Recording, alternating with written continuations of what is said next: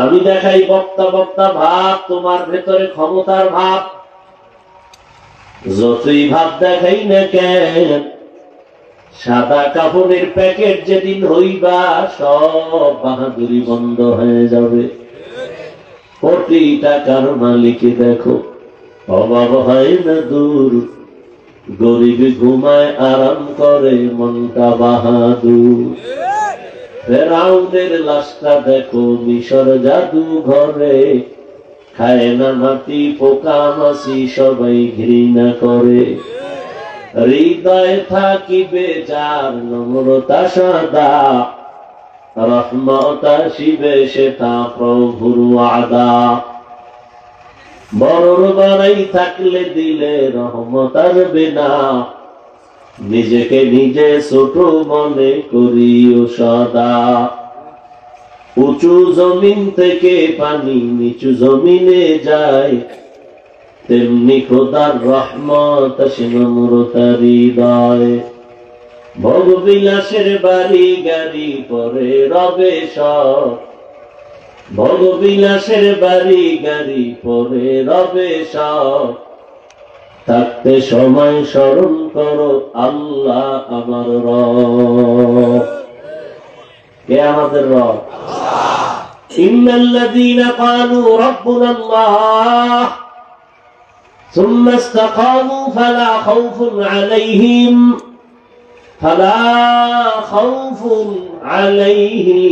ওয়ালা হুম ইয়াহজানুন।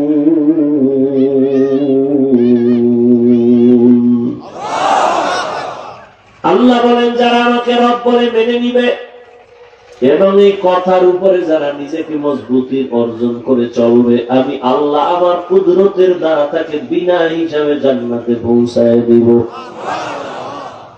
জিন্দেগি মে বন্দগি তু করনা হে, জিন্দেগি মে বন্দগি তু করনা হে, जिंदगी बे बंदगी शर्मिंदा है, जिंदगी बे बंदगी शर्मिंदा है। यहाँ हम सब मुसाफिर दिल ना लगा, अहले दिल की नजर से रूह करता जा, यहाँ हम सब मुसाफिर दिल ना लगा, अहले दिल की नजर से रूह करता जा। शाह दौलत सब फकीर गर नेक नहीं, शाह दौलत सब फकीर गर नेक नहीं, जिंदगी में बंदगी तू करना है, जिंदगी में बंदगी तू करना है, जिंदगी बे बंदगी शर्मिंदा है, जिंदगी बे बंदगी शर्मिंदा है। আসরের শপথ করে আল্লাহ বলেন সব মানুষ জাহান্নামে যাবে।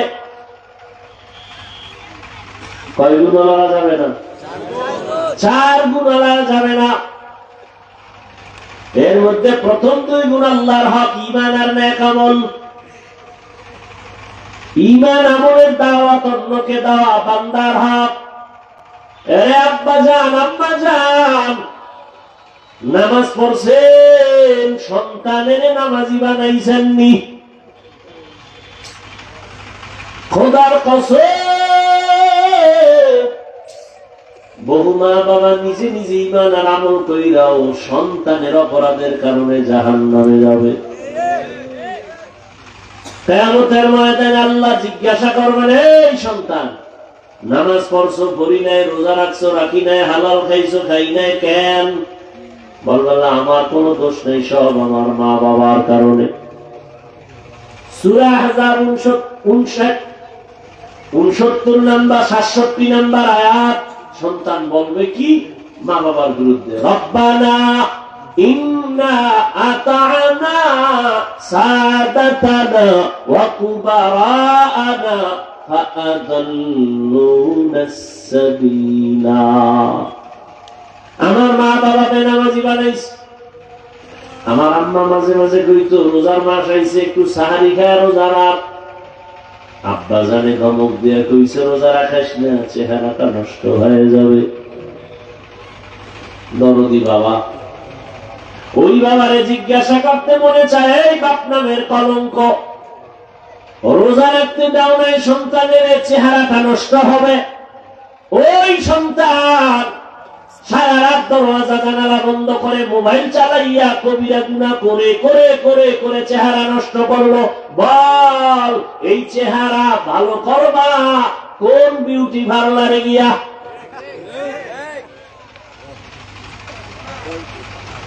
এই জন্য বলছি বহু মা বাবা সন্তানের অপরাধের কারণে আযাবে ভুগতে হবে। হাদিসে স্পষ্ট নবী বলেন মা বাবার কারণে সন্তান অধিকাংশ সময় খারাপ হয়। قال رسول الله صلى الله عليه وآله وسلم ما من مولود إلا يولد على الفطرة فأبواه يهودانه أو ينصرانه أو يمجسانه إلى آخر الحديث। সন্তান ঈমানের আলো নিয়েই দুনিয়াতে আসে, মা বাবা তারে অগ্নি পূজারী বানায়, মূর্তি পূজারী বানায়, গায়রুল্লাহর গোলাম বানায়। সন্তান কাঁদতেছে, বাজারে যাইয়া একটা পুতুল কিনে আনছে কান্না থামানোর জন্য।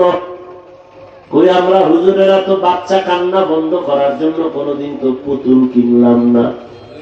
আর তুমি ওয়াজে আইয়া ও বেলুন কিনছে, বেলুন। বাসায় গেলে জিগাইব হজরতে কি নিয়ে আইছো? কয় মোনাজাতে বেলুন কবুল হয়ে গেছে, বেলুন নিয়ে আইছে।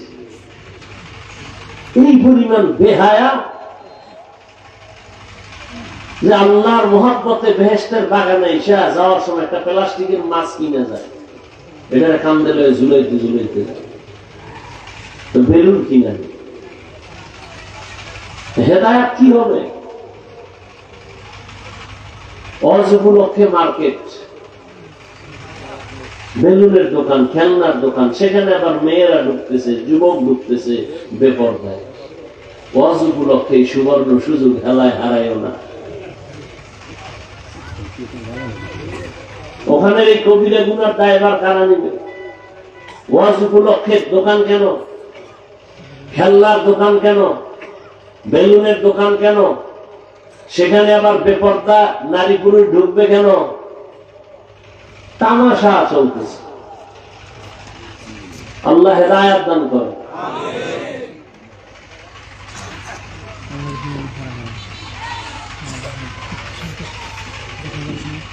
ঈমান আমলের দাওয়াত অন্যকে দাও, যারা বিরোধিতা করে বাধা প্রদান করো। নিজে নামাজ পড়লে হবে না, সন্তানকে নামাজি বানাও, স্ত্রীকে নামাজি বানাও। কই শুনে না, সন্তানের কয় না জায়গা মতো সময় মতো কও নাই, শুনবে কেন? জায়গা মতো কেমনে? দুনিয়াতে যেদিন আসছে তোমার সন্তান, ওই দিন ডান কানে আজান দিছিলানি? না আমাদের খবরই নাই, হসপিটালে গেছিলাম তো, হেন সিজার হয়ে গেছে। ওখানে কি মুয়াজ্জিন আসিল না আজান দিছে না একামত দিছে না হেন কোনো গান শুনেছে, তা তো আর খবর না। দুনিয়াতে সন্তান আসার পরে বাম কানে কামতের আওয়াজ শুনাইছিলানি? সন্তানের 7 দিনের দিন চুল কেটে ভালো একটা নাম রাখছিলানি? চুল কাটা হয়েছিল কিন্তু নামটা মেরা টেনশন ছিল। নাম তো অনেকজনের রেখা দিছে, একজনের আছে সবুজ, আর একজনে গম্বুজ, একজনের আছে হাসি, আর একজনে খুশি। হৃদয় নাম রাখছে নদী। কি ইসলামের নামের এত দুর্বল। সারা দুনিয়া ঘুরে দেখ, কোন বিধর্মীর বাড়ি একটা আব্দুর রহমান নামে ছেলে আসেনি, রহিমা নামে মেয়ে আসেনি। সারা দুনিয়ার বিধর্মীরা কোনদিন ইসলামী নাম রাখলো না, তুমি কেন এত বেহায়ার মতো বেঈমানের নাম রাখলা? অথচ রাসূলের সহিহ হাদিস, একটা নামের বরকতে কিয়ামতের দিন বান্দা জান্নাতে যাবে।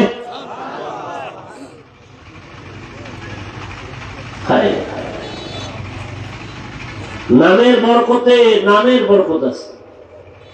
একজনের নাম ওমর, খালি গরম, আর একজনের নাম আবু বকর, খুব নরম।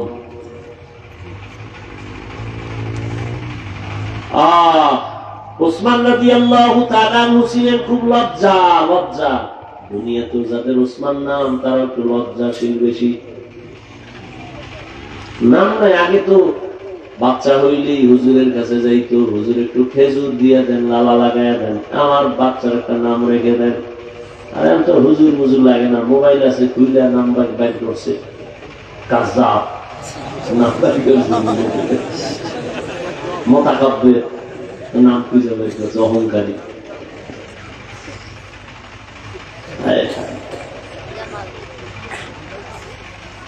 আল্লাহ।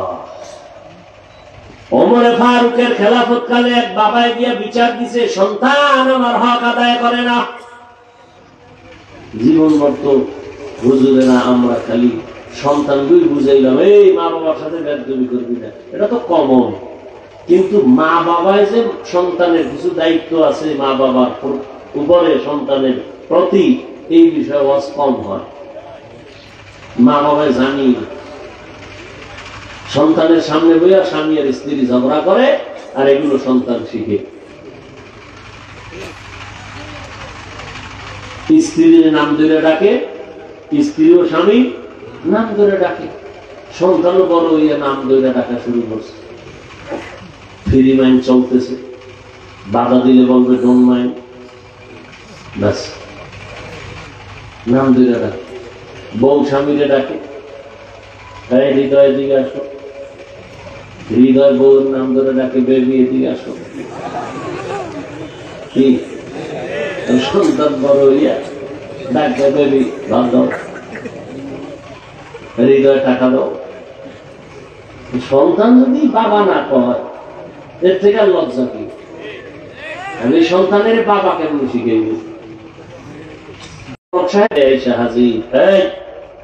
ওমরের কথার আগে তরবারি রেডি, তুই বাবার হক আদায় করো না কেন বল? ছেলেটা দুর্বল হয় বলে খলিফাতুল মুসলিমিন, আমার প্রতি আব্বাজানের কোন হক আসেনি। আছে তো, আমি জানতে পারিনি। পারো তো বলবে, বলে হাসন।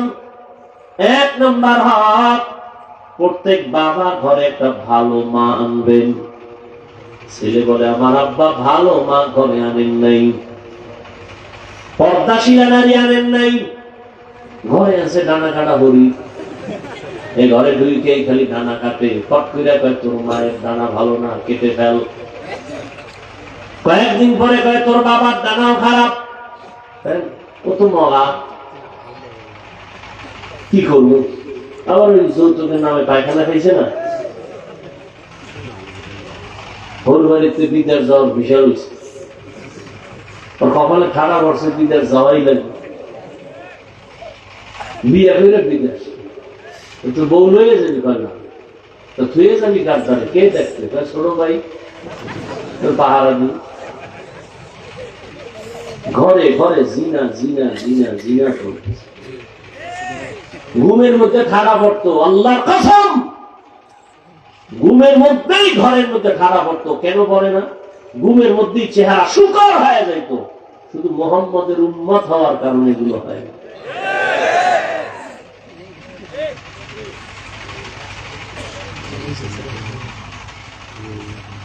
ঘরে ঘরে যৌতুক, নরসিংদী নেই,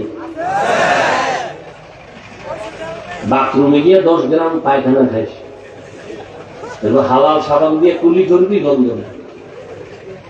আর এই যৌতুক যারা দেয়, যারা নেয়, যারা সাক্ষী থাকে, সহযোগিতা করে, সব জালেম, সবগুলো ছোট লোকের বাচ্চা, ইতর।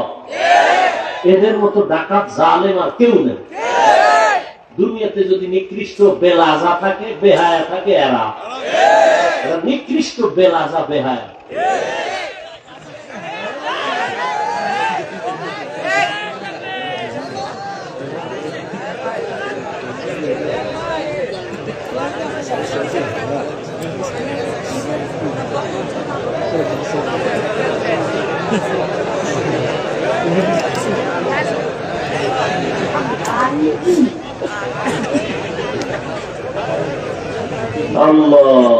রাগ করতেছেন?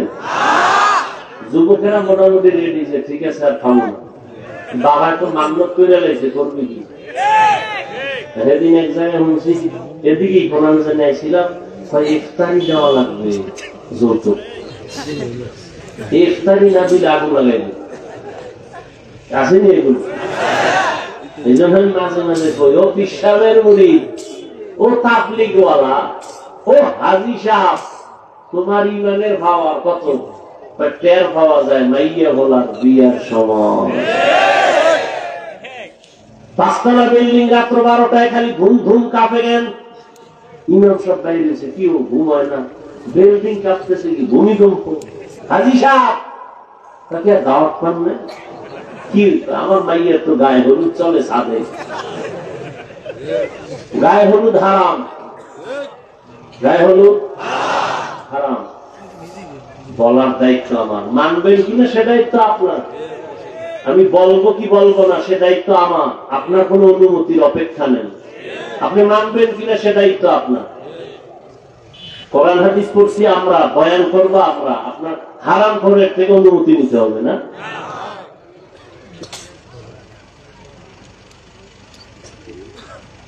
ওমর বললেন 1 নাম্বার ভালো না ঘরে আনতে হবে, মনে আছে? দ্বিতীয় হাত আল্লাহর কাছে দোয়া করতে হবে। ইব্রাহিম দোয়া করছেন, রব্বি হাবলি মিনাস সালিহিন, ও আল্লাহ নেককার সন্তান দান করো। কয়েকজন মা বাবা আল্লাহর কাছে দোয়া করে, আল্লাহ সন্তান দিও তো, আদর্শ সন্তান দিও। ওই রকম 5টা সন্তান হইয়া কি লাভ হবে, যে সন্তানের কারণে লজ্জায় সমাজে মুখ দেখাইতে পারবো না। সন্তান একটা হোক, কবি নজরুলের মতো সম্মান উঁচু করে ফেলবে মা বাবার।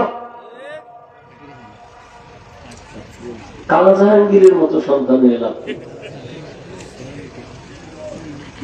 আল্লাহ হেদায়েত দান করুন। ওমরে ফারুক বললেন, আমার আব্বাজানের পক্ষ থেকে আর কি বলে ভালো নাম রাখবে? নাম রাখে নাই ভালো না, এখানেও বাবা ফেল, আমার নাম রাখছে জহুল। যেমন আমরা বাংলায় রাখে জুয়েল, কোয়েল, দোয়েল, রাখে না? আর কত নাম এটি মুখে আনলে লজ্জা লাগে। আর কত নাম, একজনের নাম রাখছে বিপদ, ছেলের নাম বিপদ। যখন ডাক দিচ্ছে এই বিপদ, পিছনে 3 জনে কি আমরা তো মহা বিপদ।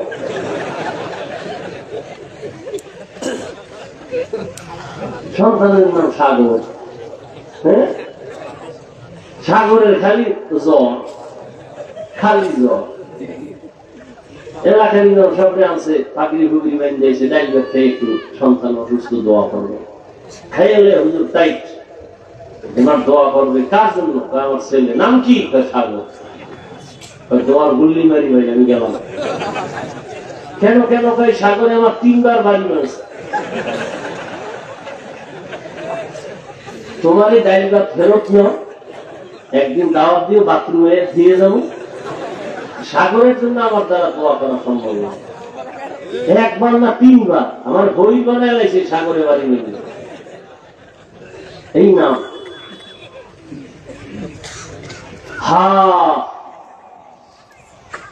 ভালো একটা নাম রাখবেন। বাবার এরপরে কোন সন্তানের আদব শিক্ষা দিবেন। قال رسول الله صلى الله عليه وآله وسلم من ولد له ولد فليحسن اسمه وأدبه فإذا بلغ فليزوجه فإن بلغ ولم يزوج فأصاب إثما فإنما إثمه على أبيه ভালো একটা নাম রাখো, আদব শিক্ষা দাও। আদব শিখাইতে পাঠাইছে কোথায়? কেজিতে। ফ্যান গিয়ে পড়ে সরত সরাতে আপা, ঠিক নি? সন্তান কয়েকদিন পর মা অজরতি, এটা আগুন আগুন, ওই আগুন লাগানো করে মেজাজটা আগুন হয়ে গেছে। একদিন গেলার ভাঙ্গে, প্লেট ভাঙ্গে, আলমিরা ভাঙ্গে, সব ভেঙ্গে চুরমা, ওই যে অজগরের মেজাজ।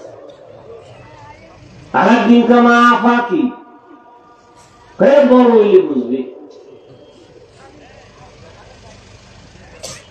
আর এই একই অক্ষর মাদ্রাসায় গেলে পড়বে সরোয়া ওযু সরায়াতে আল্লাহ।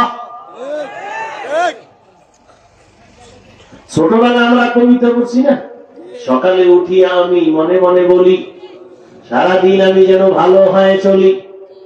এরপর কি আদেশ করেন যাহা মোর গুরুজনে, আমি যেন সেই কাজ করি ভালো মনে। এখন কি সুন্দর কবিতা, ক্রিম ক্রিম টেলিফোন, হ্যালো হ্যালো হ্যালো, কে তুমি কাকে চাও বলো বলো বলো, আমি হ্যালো কে বিড়ালকে চাই, জরুরি খবর আছে ডেকে দাও তাই। হাম্পি টিমটি তার খারা দুটো শিং, তার মাঠে ভরে ডিম।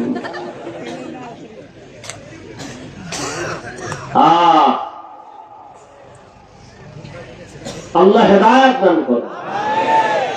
জমিনের মধ্যে শ্রেষ্ঠ আদব শিখাইছেন আমার নবী। নবী কি শিখাইছেন আমার আল্লাহ? নবী বলেন قال رسول الله صلى الله عليه وآله وسلم أدبني ربي فأحسن تأديبي وعلمني ربي فأحسن تعليمي। আল্লাহ আমাকে আদব শিখাইছেন, আল্লাহ আমাকে তালিম দিয়েছেন, তরবিয়ত দিয়েছেন, কতই না সুন্দর। আঙ্গুলের নখগুলো কেমনে কাটবা সেখানেও নবীর আদর্শ। জুতা দুইটা কেমনে পরবা সেখানেও নবীর আদর্শ আদব। পানির গ্লাসটা কেমনে ধরবা সেখানেও নবীর সুন্নাত। নবীর আদর্শ এখনো যারা মানবে তাদের সম্মানও থাকবে, ঈমানও থাকবে। এজন্য যুবক, আল্লাহ তাআলা 4 গুণওয়ালা মানুষের জন্য জান্নাতের কথা বলছেন। শুরুতে আসরের শপথ করছেন। আসর বড় দামি একটা সম্পদ। আসর শব্দটা দামি একটা সম্পদ বলে কি? বলে আসর মানে সময়। 25টা অর্থ আছে আসরে। আমি শুধু একটা শব্দের অর্থ বলে বিদায় নিচ্ছি। আসর মানে কি? সময়। তার মানে কি? সময়ের শপথ। সময়ের শপথ করলেন কেন? বলে সময় বড় দামি। দিন রাত মিলে 24টা ঘন্টা একটা দিন রাতের সময়ের প্যাকেট করা গোটা পৃথিবী। তুমি অবনতি করো, উন্নতি করো, এর বাইরে নাই, সময়ের ভেতরে। সময় থাকিতে করো উন্নতি কামনা, সময় ফুরিয়ে গেলে আর তো পাবে না। দুনিয়াতে যারা সময় তারে কাজে লাগায় তারা হিরো। আখিরাতের লাইনে যারা সময় তারে মূল্যায়ন করে তারা আখিরাতের লাইনে হিরো। আর যারা সময়টাকে অবহেলায় কাটায় তাদের জিন্দেগি বড় জিরো। এই যে আমার যুবক বাবাদের সময় নষ্ট করার জন্য ইন্টারন্যাশনাল চক্রান্ত, মোবাইল হাতে দেওয়ার কারণে এমন হালাত। জীবনে রাতের ঘুম হলো শরীরের মহা ঔষধ, মোবাইলের কারণে রাতের ঘুম জবাই হয়ে গেল। সারা রাত গুনাহ দেখতে দেখতে চেহারা পাওয়ার নাই, নূর নাই, উজ্জ্বলতা নাই, আলো নাই।